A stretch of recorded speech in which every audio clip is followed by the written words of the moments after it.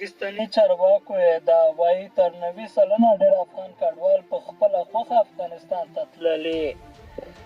د پاکستان د موقت حکومت د کورنیو چارو وزیر ادعا کوي چې تر 90 سلنه څخه زیات افغان کډوال په خپله خوښه افغانستان ته تللي او هیڅ ډول زور زیاتی ورسره نه دی شوی.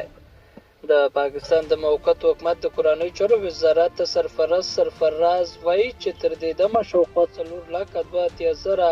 4,72,845 د په خبره غیر قانوني کډوال د پاکستان له بېلابېلو پولو څخه بیرته افغانستان ته لیږدول شوي دي.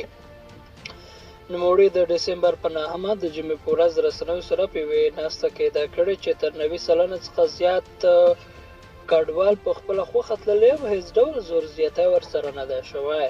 د سرفراز د خبرې یوه برخه چې د پاکستان رسنۍ ایجن نیوز لخوا خپره شوې ده، هغه ویلي د شمیرو سره دا واضح کېږي چې له هغوی سره هیڅ ډول زور زیاتی نه دی شوی،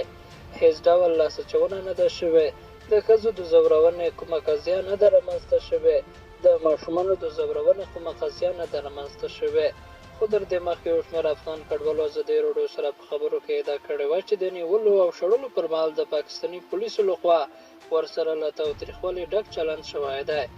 دغه شان په کراچۍ کې د افغان کډوالو مدافع وکیل ایمانزا ککړ ازادي راډیو ته ویلي وو چې یو شمېر افغان ماشومان په داسې حال افغانستان ته ستانه کړای شوي چې کورنۍ په پاکستان کې دي.